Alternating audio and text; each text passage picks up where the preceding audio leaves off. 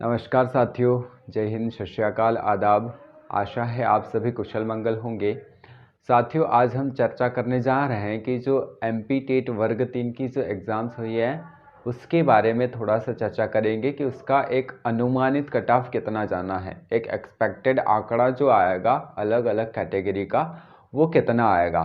तो साथियों देखिए, ये जो कट ऑफ है उसके लिए सबसे पहले जो जितने सेंटर्स में एग्ज़ाम्स हो रही है, एमपी में लगभग 16 सेंटर्स पर एग्ज़ाम हो रही है, ठीक है।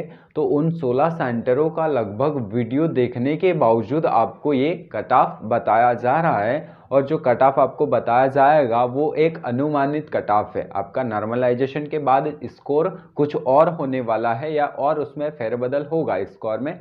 उसके बाद आपका जो कट ऑफ है वो बदलेगा या एक फाइनल कट ऑफ जो है वो अलग आएगा। लेकिन जो अनुमानित कट ऑफ है, जिस जो एनालिसिस था उसके अकॉर्डिंग जो आपका कट ऑफ जाना है वो आंकड़ा आपको बताया जाएगा। तो साथियों देखिए, सबसे पहले तो हम थोड़ा वैकेंसी के बारे में चर्चा करते हैं कि ये जो वैकेंसी है टोटल कितनी है। तो वैकेंसी की अगर बात की जाए तो अभी आपको पोस्ट बताई गई है 11,556, ठीक है साथियों। टोटल वैकेंसी कितनी है? 11,556। और इसमें अभ्यर्थी अगर शामिल हुए हैं, कहा जो जितने कैंडिडेट हैं वो कितने शामिल हुए हैं, तो वो है लगभग 9,05 लाख, मतलब 9.5 लाख के लगभग जो कैंडिडेट्स हैं वो इसमें शामिल है। तो सबसे पहले तो हम देखते हैं कि ये जो है एमपी टेट वर्ग 3 है, इसमें एक जो आंकड़ा डिसाइड किया गया है शासन के द्वारा, वो कम से कम कितने लाना है वो आपको पहले बता देते हैं। साथियों देखिए, सबसे पहले तो हम एक जो आंकड़ा डिसाइड किया गया है कि आपको कम से कम उतना आंकड़ा लाना है, तो वो आंकड़ा आप देख लीजिए।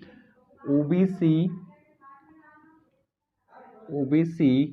एससी, एसटी और ईडब्ल्यूएस, इन सभी के लिए जो आंकड़ा डिसाइड किया गया है, लगभग आपको 50% पासिंग मार्क्स लाने हैं, मतलब 150 में से आपको 75 नंबर तो लाने हैं।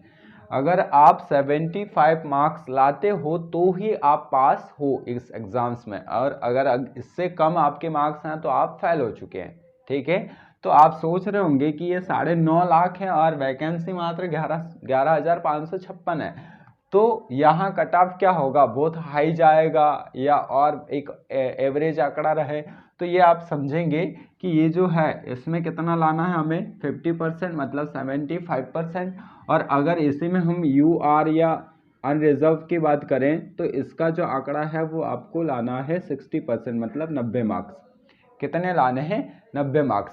और साथियों देखिए, कुछ या बहुत से ऐसे कैंडिडेट्स हैं जिनका जो मार्क्स है एसटी, एससी, ओबीसी या ईडब्ल्यूएस में 75 भी नहीं आ रहा है, ठीक है। वो लोग जो है वो पास भी नहीं हो पा रहे हैं, ठीक है। और कुछ अनरिजर्व के ऐसे कैंडिडेट हैं जिनके 90 मार्क्स भी नहीं है, मतलब कुछ कैंडिडेट तो ऐसे होंगे जो यहाँ पर सीधे तौर पर बाहर हो जाएंगे, ठीक है। जिनके 75 नहीं आए होंगे या जिनके 90 नहीं आए होंगे, वो यहाँ कैंडिडेट बाहर होना तय है, ठीक है।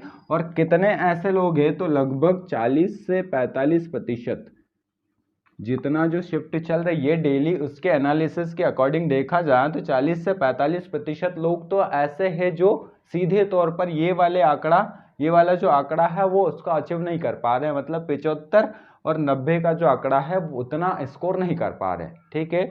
तो यहाँ जो संख्या है, अगर इतने प्रतिशत लोग सीधे बाहर होते हैं तो वो आधी संख्या तो सीधे ही अलग हो जाएगी, ठीक है साथियों।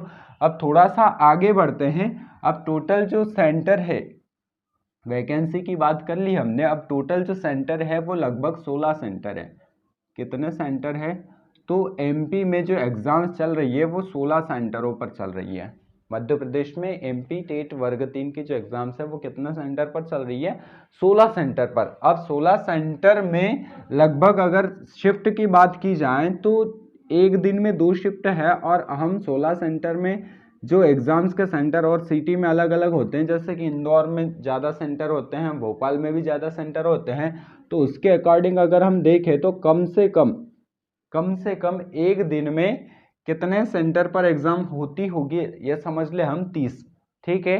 30 और 30 में 2 शिफ्ट चल रही है, तो टोटल जो शिफ्ट है एक दिन में कितना होना है आपका आंकड़ा जो एक है कि कितने सेंटर डिसाइड है, एक दिन की एग्जाम्स कितनी शिफ्ट में हो रही है, तो हम 60 मान लिए कि एक दिन में 60 पेपर हो रहे होंगे। ठीक है, अब इन 60 पेपर के अकॉर्डिंग अगर हम देखें तो जो एग्जाम्स होना है वो कितने दिन तक चल रही है एग्जाम, 23 दिन तक। टोटल कितने दिन तक चल रही है एग्जाम, 23 दिन तक। तो अगर इसको आप देखोगे तो टोटल कितनी शिफ्ट हो जाएगी, 1380। कितनी शिफ्ट हो रही है टोटल, 1380, मतलब 1380 शिफ्ट टोटल होगी एग्जाम्स की। ठीक है, अब इन 1380 शिफ्ट में हम ऐसे कैंडिडेट भी देखते हैं जो 110 से प्लस मार्क्स कर जाते हैं। ठीक है, कितने 110 से प्लस में मार्क्स कर जाते हैं। तो ये 110 में प्लस में मार्क्स करने वाले लोग कितने होते हैं, लगभग 2 लोग।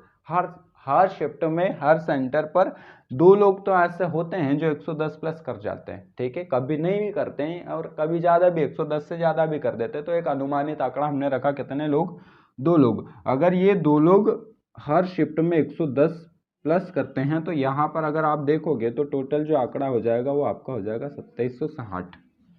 मतलब 2760 कैंडिडेट तो ऐसे हैं जो 110 प्लस कर चुके हैं।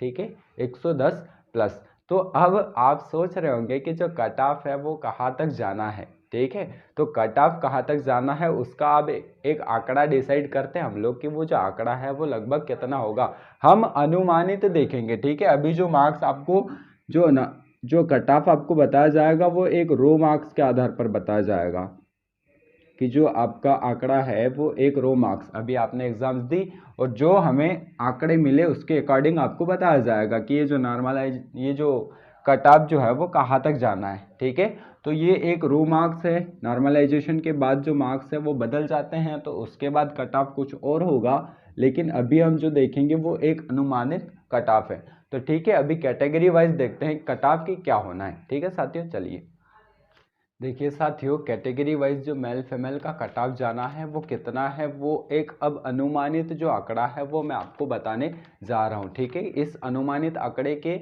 आधार पर आपका जो है वो कट ऑफ संभावित है। ठीक है, तो देखते हैं जनरल में मेल की अगर बात की जाए तो ये जो आंकड़ा है वो लगभग है 110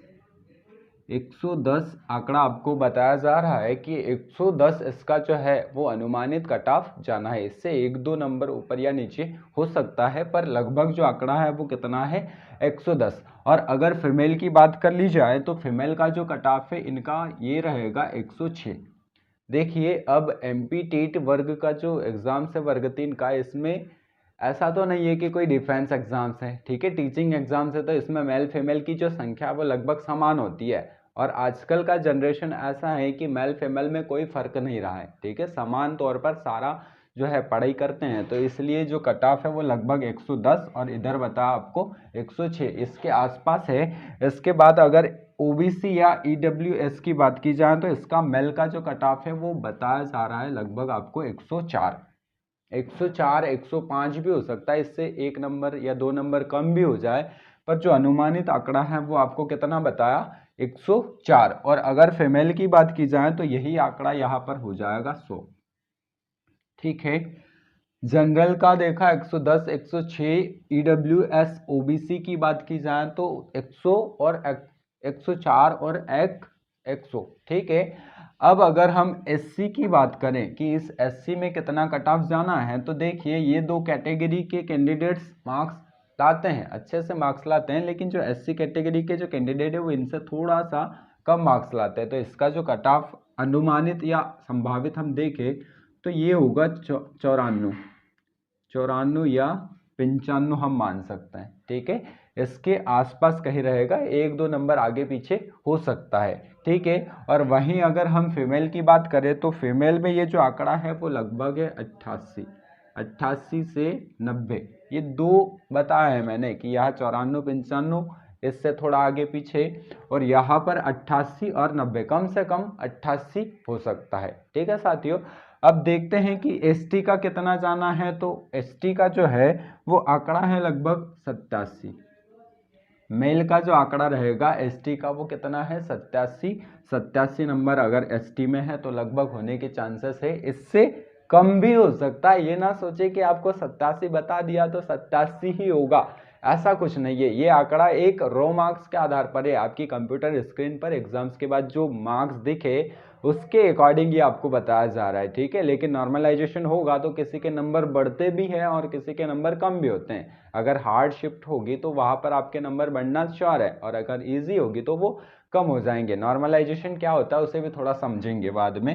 अभी एसटी का कितना है 87 बताया, वहीं अगर फीमेल की बात की जाए तो यह आंकड़ा होगा 84 के आसपास, ठीक है, 84 के आसपास। और अगर फिजिकल हैंडीकैप्टेड जो कैंडिडेट होते हैं इनकी बात की जाए तो ये भी होंगे 85 के समथिंग दोनों, ठीक है। तो ये तो एक आंकड़ा बताया आपको कि जो अनुमानित कट ऑफ है वो क्या होना है। तो जनरल का 110 106, इधर ईडब्ल्यूएस या ओबीसी की बात की जाए तो 104 या 100, ठीक। एससी की बात की जाए 94 95 से इधर 88 और 90।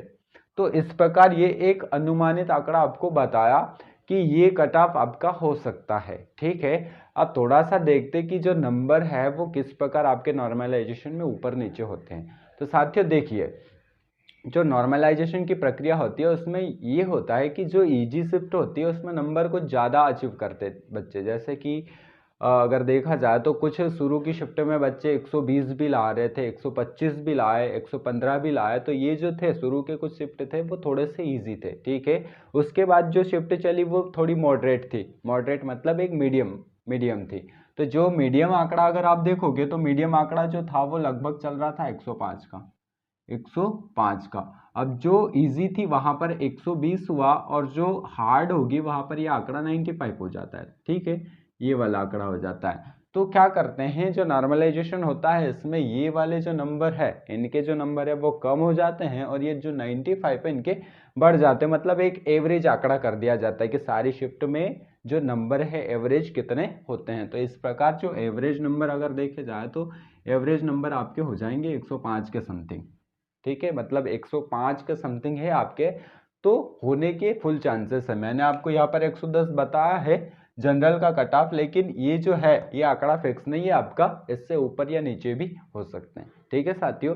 तो अगर आपको वीडियो अच्छा लगा हो तो चैनल को सब्सक्राइब कीजिए और वीडियो को लाइक करना ना भूले। और साथियों धैर्य रखिए, जल्दी ही आंसर की भी आ जाएगी। अभी आज 26 तारीख है, आज के बाद 2-3 दिन में आंसर की भी आ जाना है। वहाँ पर आपके सारे आंसर शो हो जाएंगे, कितने मार्क्स है आपके वो भी क्लियर एक बार और हो जाएंगे। उसके बाद जल्दी ही रिजल्ट आ जाएगा, ठीक है साथियों। तो रिजल्ट के लिए ऑल द बेस्ट। जय हिंद, जय भारत।